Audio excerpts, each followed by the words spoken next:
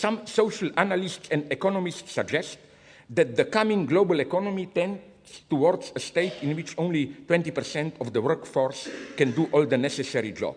So that 80% of the people will gradually become basically irrelevant, of no use, potentially unemployed. The basic income would make it possible to accept and render functional this excess. This is one version. Now the enigma for me is that Peter Sloterdijk, the liberal conservative enfant terrible of contemporary German thought, arrived from the other side, as it were, at a similar conclusion. And I think there is more truth in his right-wing version. Sloterdijk's diagnosis of our predicament is that in the developed Western societies, the balance between the two basic, as he calls them, life forces, Eros and Thymos, desire grounded in lack and need, and pride grounded in self-assertive generosity, is fatally disturbed. Lack and need have priority over excess and generous giving, guilt and dependence over pride and self-assertion. We are paralyzed by cowardice when confronted with prideful self-assertion and giving. A quote from Sloterdijk's one of his interviews: "We have practically no understanding for the complementary dimension of the life of the human soul, the pride, the honor, the generosity, the having and the bequeathing, the whole scale of giving virtues which belong to the complete themotic life." End of quote.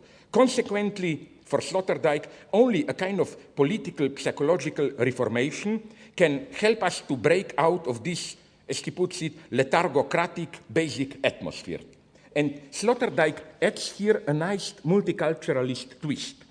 Our focus on lack is Eurocentric and as such prevents us to deal in a proper way with other cultures. Our thinking, caught in the categories of lacking and needing, prohibits us to grasp even approximately the numerous pride cultures which continue to exist on the earth together with their life projects in which the man possesses applause and demands honor.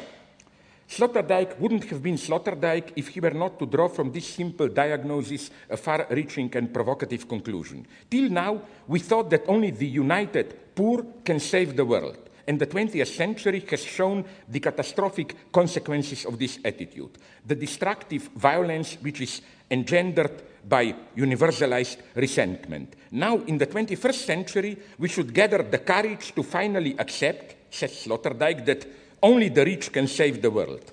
Exceptional, creative, and generously giving individuals like Bill Gates, George Soros, and so on did more in the struggle for political freedom and against diseases than all state interventions.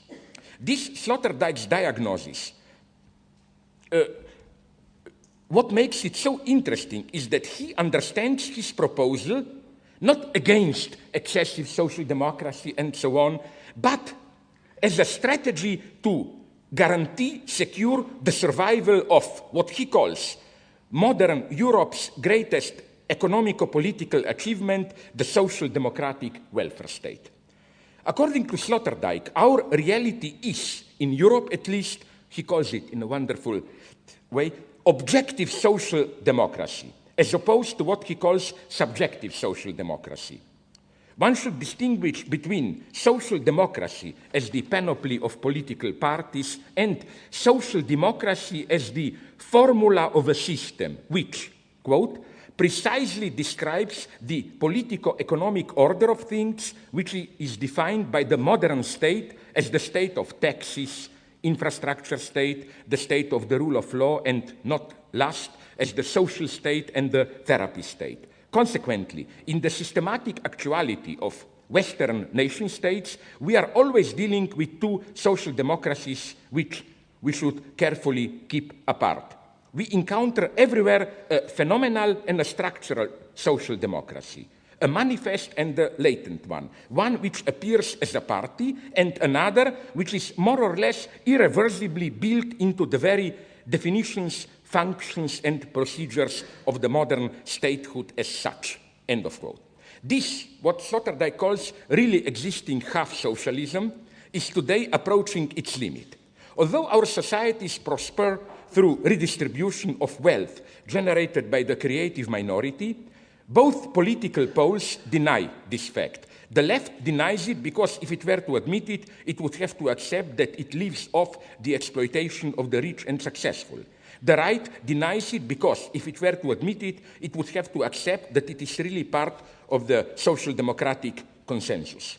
This denial worked insofar as the political scene was focused on a nation-state playground in which a large popular People's Party was able to enact a pact between the white population and the productive minority within the limits of a nation-state. Today, however, with global migrations and its changes, this social national synthesis works less and less. Therein resides for Sloterdijk the lesson of the 2009 German elections. The great losers were both people's parties, addressing the entire electorate, Social Democrats and Christian Democrats. And the winners were Liberal Democrats who do not want to represent the entire society, but consciously constrain themselves to standing for the productive minority. So, in order to maintain objective social democracy, it is therefore crucial for Sloterdijk to grant this creative and tax-active strata the social recognition it deserves. They are not the exploiters, not the takers, but the givers in our societies, those on whose creativity our entire welfare hinges. That's the revolution that Sloterdijk asks. As he put it, arguably there is in the entire history of ideas no other case of a theoretical mistake which entailed so large practical consequences than Ricardo and Marx's labor theory of value. On this mistake is based a system of calumnizing the bearers of creativity, whose reign extends, of these calumnies, over 200 years, and so on and so on. So, my counterpoint here. The lesson of the ongoing financial crisis is for me exactly the opposite one.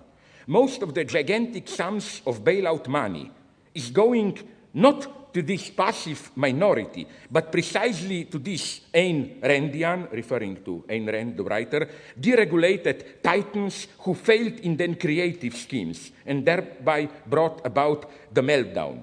It is not the great creative geniuses who are now helping lazy ordinary people. It is the ordinary taxpayers who are helping the failed creative geniuses. Furthermore, is it not that instead of blaming the egalitarian resentment left for the preponderance of Eros over Thymos, Sloterdijk should recall here his own earlier point that it is capitalism itself which, in its very core, is driven by a perverted Eros, by a lack which gapes open the more it is satisfied.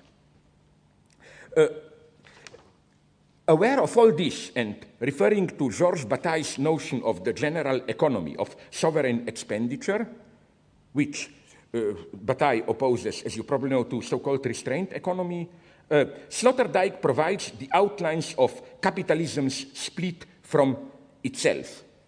Sloterdijk claims that what was an exception 100 years ago, Andrew Carnegie, first becoming mega rich, then giving it away, that this today is more and more becoming the rule. At the end, when you make it the sovereign, self-negating gesture of the endless accumulation of wealth, is, after you gain this wealth, to spend this wealth for things beyond price and outside market circulation, public goods, charity, arts, sciences, health, and so on and so on. So Sloterdijk's idea is that when a rich man donates his accumulated wealth, or part of it, to public good, the capitalist self-negates himself as the mere personification of capital and its reproductive circulation. His life acquires meaning. So again, that's Sloterdijk's solution, that we should, because our life more and more depends on the minority of creative individuals, we should find a way not of taxing them less. He really tries to be a social democrat, but his solution, I think, is more a kind of a proto-Japanese solution. Give them don't make them feel guilty as exploiters or whatever. Give them social recognition as these socially celebrated benefactors and so on and so on. In this way, he thinks maybe the entire welfare edifice with basic income included can function. In this way, you can combine the wildest capitalism with de facto welfare state. You can combine equality. You can combine equality with capitalist dynamics. The problem I have here is that, and Sloterdijk should have known it, that his notion of, although precisely because he wrote so much about Thymos, pride, resentment, and so on, that his model, I think, works precisely and only insofar as you don't take into account resentment and envy. And I think this is also the big failure of John Rawls' theory. John Rawls is honest enough in some of his late writings to, I'm 5 minutes to the end, so I preemptively strike at myself.